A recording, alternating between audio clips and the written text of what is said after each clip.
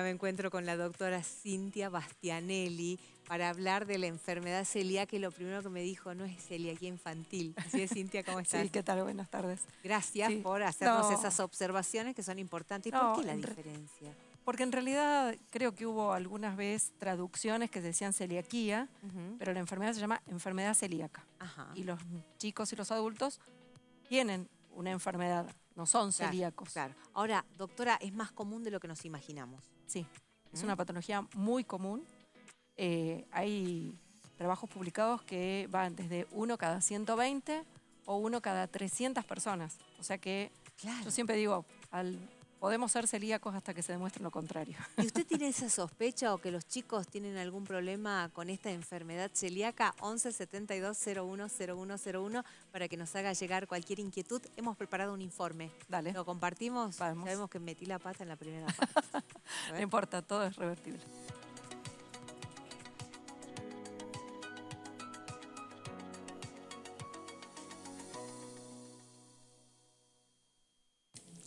La celiaquía es una de las patologías digestivas e intestinales más comunes que se suele desarrollar durante las primeras etapas de la vida. Esta condiciona la alimentación de los más pequeños.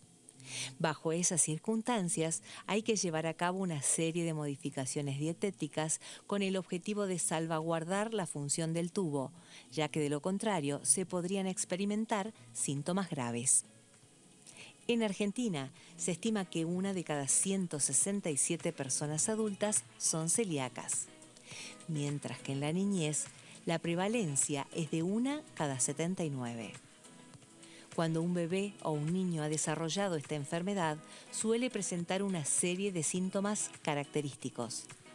Entre ellos se encuentran las diarreas, los dolores abdominales, la ansiedad, la falta de energía e incluso la depresión.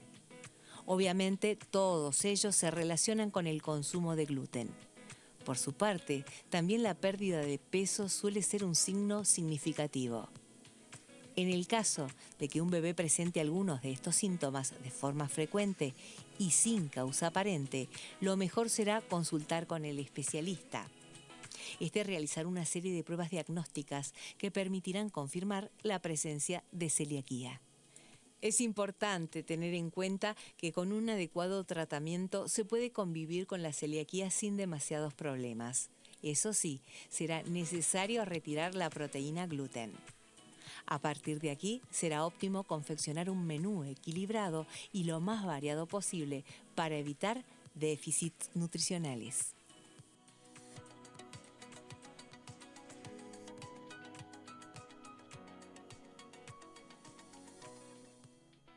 Y la doctora es gastroenteróloga infantil y es la especialidad que trata esta enfermedad. ¿Es Claro, así? así es. Ahora, doctora, hasta que un bebé no incorpora alimentos sólidos, no podemos saber si tiene disposición a esta enfermedad. Totalmente. En realidad, uno tiene que consumir gluten durante un cierto tiempo y una cierta cantidad de gluten para poder recién ahí activar el mecanismo inmunológico que después lleva a la enfermedad celíaca. Ahora, ¿Sí? usted recién me hacía una observación. ¿Se puede tener la enfermedad celíaca o ser sensible al gluten y son Claro, dos son cosas dos cosas distintas? distintas. Ajá, a ver. ¿Por qué? Porque la enfermedad celíaca no es una enfermedad alérgica, es una enfermedad inmunológica. ¿Sí? Ajá. Y uno puede ser, la sensibilidad al gluten está descripta o como pacientes que no toleran el gluten no celíacos, más en adultos, no está descripto en pediatría, se duda si en adolescentes algunos pueden llegar a tener, pero son cosas distintas. Los mecanismos que desarrollan esas enfermedades son diferentes. Bien. ¿Sí? La Ahora, sensibilidad sería sí, más, más sí. parecida a una alergia Ajá. que a una enfermedad celíaca que no es una alergia. Es una enfermedad de por vida y generada por otros mecanismos inmunológicos, por inmunoglobulinas. En cambio, las otras son por otro mecanismo IgE, Bien. por ejemplo. A partir de que detectamos que un paciente pediátrico tiene la enfermedad Sí. celíaca, ¿se puede revertir en algún momento de la vida? ¿Puede desaparecer? No, No se cura. no. Ajá. La enfermedad celíaca se trata y eso es muy importante que lo sepan y tanto los padres como los chicos, porque los chicos a lo mejor se les hace el diagnóstico desde el año o los 3 años de vida y van a ser celíacos, como decía el doctor Cueto Rúa, los próximos 70, 80 años. Entonces es importante saber, y ese chico tiene que saber, que esa enfermedad va a estar tratada en la medida que él cumpla muy bien esa dieta sin gluten, ¿sí? Entonces los mecanismos que antes generaban todas esas sintomatologías no los va a tener, los anticuerpos de enfermedad celíaca van a ser negativos, si se vuelve a hacer una biopsia por otra causa puede ser normal, pero no quiere decir que se curó, quiere decir que está muy bien adherido a la dieta libre de gluten. Bien. ¿Sí? Entonces, eso es fundamental. ¿Es hereditaria? Tiene una alta predisposición familiar, por eso es que es importante que cuando uno detecta a un paciente celíaco, nosotros en pediatría siempre le decimos que hay que hacer screening en la familia, detección a los familiares de primer y segundo grado, madre y padre o hermanos, siempre. Inculcamos que los gastro de adultos también lo hagan, porque a esos pacientes que pueden ser asintomáticos, los familiares, uno si le hace los anticuerpos anualmente o en algún momento que aparece el síntoma, podemos detectarla antes. A propósito de esto de ser asintomático, Sí. ha resultado como un boom ahora de personas adultas que aparecen con que tienen la enfermedad y no lo sabían. Bueno, ¿Cómo lo que puede pasa es ser? que la enfermedad puede aparecer en cualquier momento. Uno puede tener la predisposición genética y con eso hay otra cosa que es importante. No todos nos vamos a hacer la genética para ver si tenemos o no la predisposición, ¿sí? Claro. ¿Por qué? Porque a lo mejor yo tengo la predisposición genética y no desarrollo nunca la enfermedad. O a lo mejor a vos no te la hicieron y resulta que vos sos celíaca. Claro. ¿Sí? Y ahora, si somos asintomáticos, si Sí. no tomamos, por supuesto, no sabemos y no tomamos las medidas necesarias, ¿puede ser perjudicial para nuestra salud a largo plazo? El que es celíaco, aún siendo asintomático, si no cumple la dieta, claro, ¿Sí? porque la enfermedad está. Ajá. Entonces, esa persona tiene que hacer la dieta como si tuviese síntomas de por vida, pero obviamente tiene que saber que es celíaco y confirmado, con anticuerpos y con biopsia. Bien. ¿Y hay ¿Sí? estudios de rutina que se pueden pedir a los papás para que sepan si sus hijos padecen Sí, la enfermedad? uno no pide de rutina a todos. Bien. ¿Sí? En algún momento, cuando se hacen algunos estudios epidemiológicos, se hacen estudios de screening poblacional, se llama. Entonces sí le pedimos los anticuerpos. Pero si el paciente no tiene antecedentes familiares y no tiene ningún síntoma, bueno, esperamos. Ese paciente no lo estudiamos. Claro. Pero si el paciente tiene algún síntoma en pediatría, que es muy frecuente, el dolor abdominal, la diarrea, baja talla, caída del cabello, asociaciones con otras enfermedades autoinmunes, ese paciente sí le vamos a pedir los anticuerpos. Si los anticuerpos son positivos, recién ahí pasamos a la segunda etapa, que es una biopsia de intestino para ver la anatomía patológica y confirmar que los anticuerpos más la biopsia, ese paciente es celíaco. Y a partir de ahí, doctora, ¿se modifica la alimentación de ese paciente? ¿Necesita medicación además? No, por ahora la medicación no está, está en estudios. Ajá. Hay estudios y hay fármacos que se están analizando, pero todavía está en etapa de investigación. Ay, ¿quiere decir que en el futuro se podría seguir comiendo como siempre, pero con alimentación suplantar Y bueno, eso? signo de ¿No? pregunta. Por ahora Bien. hay trabajos publicados en los cuales las próximas guías de pediatría de enfermedad celíaca en las cuales estamos trabajando se van a desarrollar para el año que viene y se van a presentar en la Sociedad Argentina de Pediatría y probablemente a nivel nacional, porque se sacan guías en muchos continentes, Claro. europeas, americanos, bueno, latinoamericanos, y en Argentina tratamos de hacer guías también. Y hay trabajos científicos que están estudiando diferentes tipos de medicamentos que podrían evitar algunas cosas. Bien. Por ahora, el tratamiento que lleva a que el paciente haga la vida lo más normal posible es una dieta libre de gluten, es decir, sacar todas las proteínas, que es el gluten, que tienen las harinas. De trigo, cebada y centeno. La avena puede estar contaminada y por eso el logo es SINTAC. Ajá. ¿Sí? Que significa trigo, avena, cebada y centeno. Bien, doctora, a partir del diagnóstico, yo me imagino a la gente que está en la casa se modifica la vida familiar, porque Sí. uno no puede estar pensando en que va a elaborar alimentos específicamente para uno de los miembros de la familia, en este caso los niños, sino toda la familia tiene que modificarlo, ¿no? Bueno, ahí hay una cosa que es muy importante. Nosotros recalcamos que la dieta sin gluten la tiene que hacer solo el paciente que tiene diagnóstico confirmado, no toda la familia. ¿Sí? Entonces puede ser un poco más problemático a la hora de la comida. ¿Por qué? Porque si yo soy celíaca y tengo hijos y no sé si en algún momento van a ser celíacos o no, y yo le hago una dieta o la hago muy estricta toda la vida, pero ese chico nunca va a estar en contacto con el gluten y no va a desarrollar la enfermedad o la tiene, es dudoso. No. Recomendamos que solamente el paciente confirmado es el que debe hacer la dieta. El resto tendrá que hacer la vida lo más normal posible.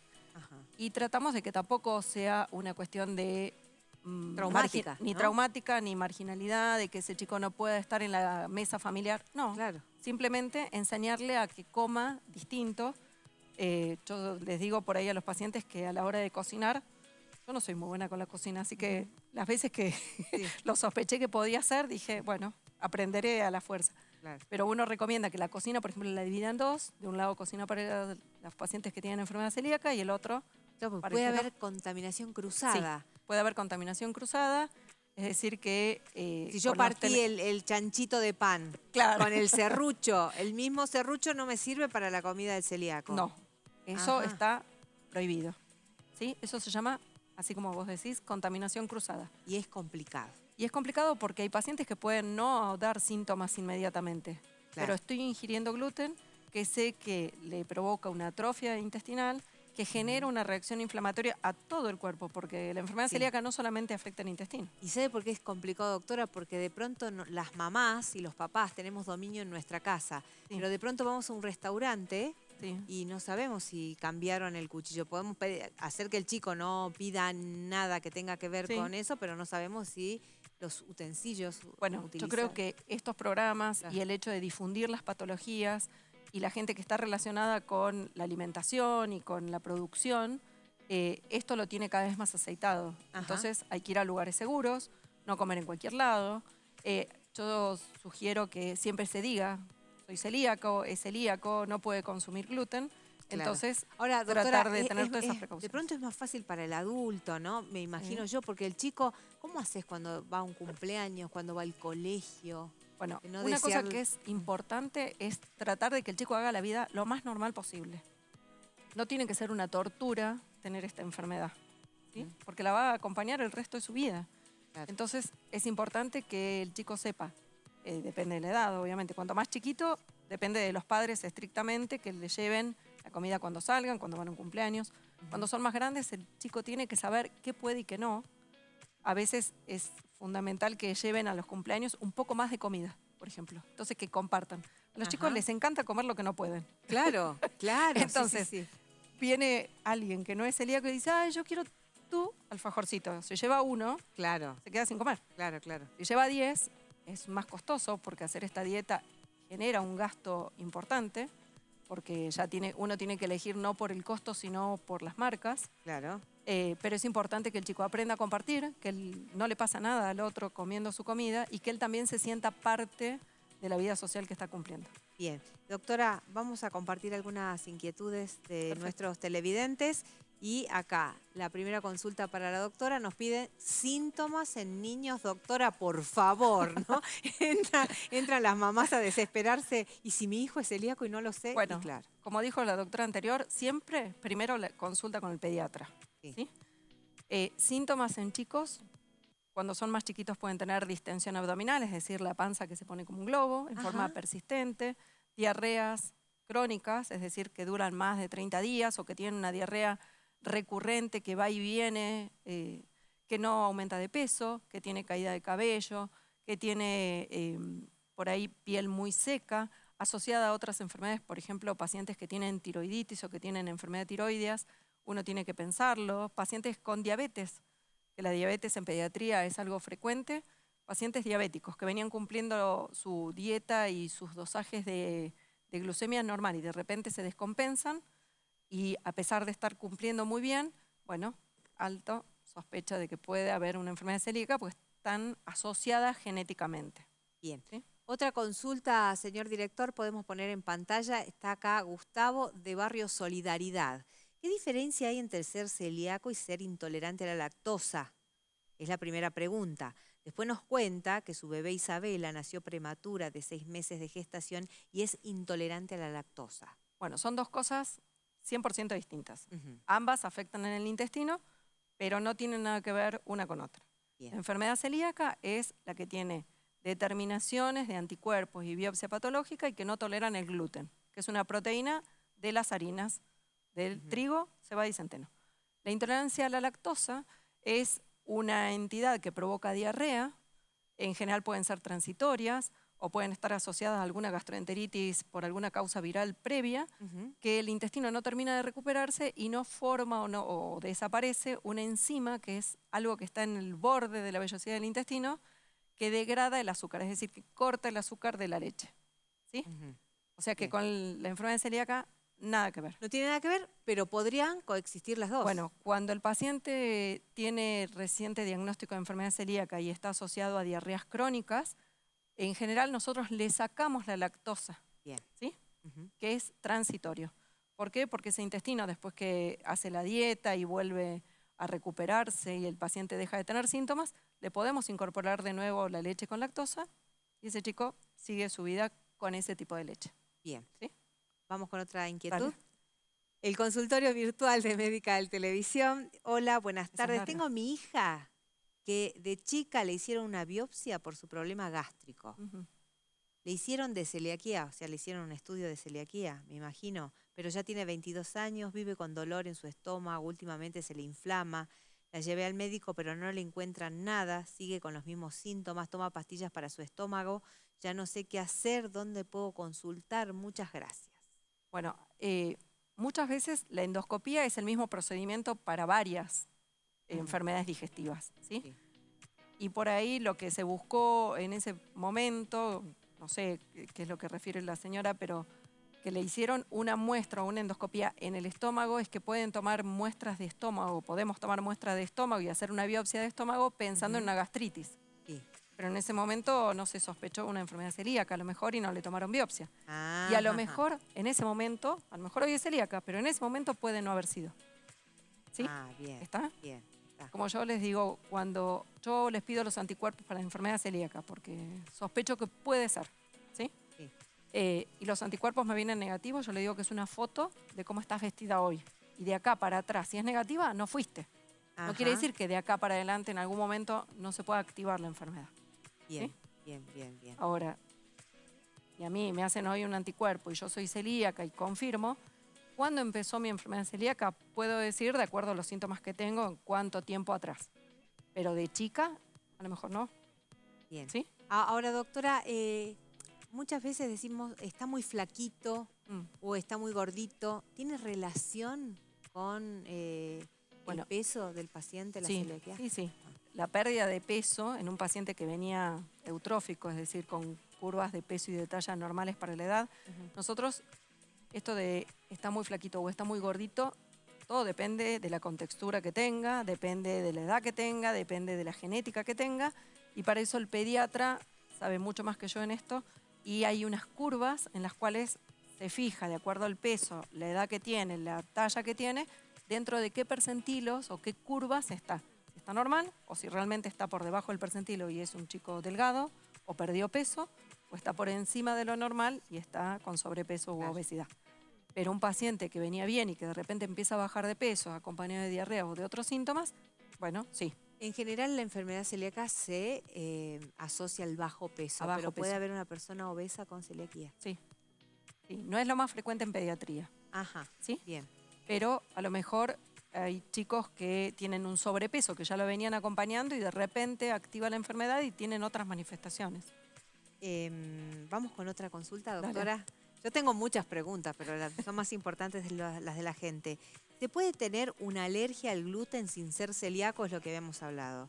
Me hicieron todos los análisis, no soy celíaca y tengo problemas con tiroides. Bueno, uno puede ser alérgico al trigo.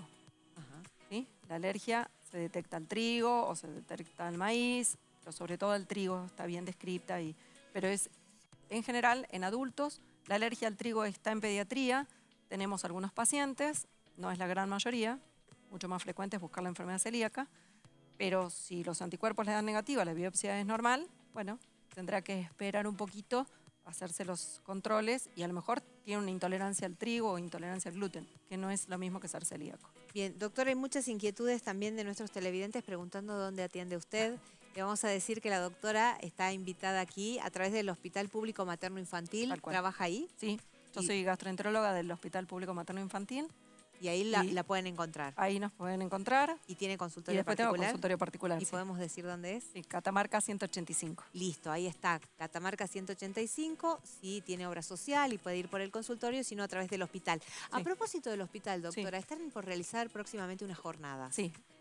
Nosotros, en el marco de los consultorios de transición, estamos en un proyecto de transición de adolescentes. Cada vez hay más adolescentes que llegan con patologías de enfermedades crónicas.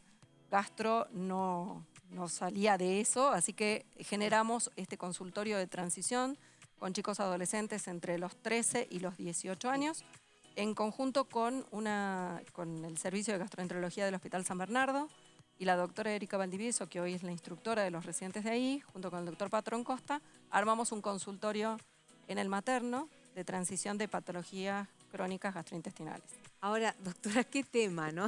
Qué tema ha entrado, porque algunas veces hemos planteado en el piso, y creo que también desde el hospital nos han dado un apoyo, en este tema de la transición y de los especialistas, y los papás no sabemos a quién consultar cuando tienen esta edad entre los 13 y los 17. Nosotros en el hospital, pacientes nuevos, hasta 16, después ya no, pero si el paciente viene seguido en el hospital hasta los 18 o 17, depende de la condición del paciente, hasta ahí se pueden ver. Entonces, después hay que hacer la transición y la transferencia a un hospital de adultos. Nosotros no contamos con todas las especialidades dentro del hospital, porque es materno-infantil. Bien. Entonces, bueno, a raíz de eso, Gastroenterología decidió armar un consultorio que la verdad que hace un año presentamos el proyecto. Llevamos 8 meses de trabajo intensivo, cada vez con mayor éxito en cuanto a la agilidad y que los pacientes aceptan, porque trabajamos en conjunto con la doctora Erika Valdivieso, que ella viene al hospital, vemos una vez al mes los pacientes adolescentes, les informamos que van a entrar en este consultorio y cuando están en condiciones les hacemos completar cuestionarios, que los hacemos a través de código QR para que los adolescentes son mucho más tecnológicos que yo, puedan escanear, bajan la encuesta y van viendo y van aprendiendo de su patología y cómo van a tener que desarrollarse el día que pasen a un hospital de adultos. Ahora, dentro de la gastroenterología, ¿hay prevalencia de alguna enfermedad específica más en chicos a partir de los 13 años, de 13 a 17 años? Que sea más predispuesta en esa etapa. ¿En esa etapa? Y desde la enfermedad celíaca es una, las enfermedades autoinmunes, la hepatitis autoinmune, puede desarrollarse en la adolescencia, ¿sí? Y en la preadolescencia. Entonces, tenemos una amplia gama de pacientes. Y por ahí el celíaco, que arrancó siendo el primer diagnóstico cuando tenía 2 o 3 años, llega a la adolescencia, entra a nuestro consultorio, lo trabajamos, lo vemos con la doctora, lo mandamos al San Bernardo, empezamos a hacer trabajo en conjunto. Claro, y eso está buenísimo, doctora. Y la verdad es que ya no es lo mismo que mandar una notita, como hacíamos antes, que el paciente vaya, porque antes la mamá era la que se presenta en el consultorio y dice, doctora, mi hijo tiene. Ya cuando van al hospital de adultos, los padres quedan afuera. No siempre pasan con el paciente. Claro. Ahora, doctora, para el gastroenterólogo infantil, permítame salir del tema, qué complicado, porque los chicos, el tema del dolor de panza, ¿no? Sí, ¿no? Sabía que íbamos por ahí. Claro, porque... todo es dolor de panza. Todo es dolor de panza. No hice la tarea, me duele la panza.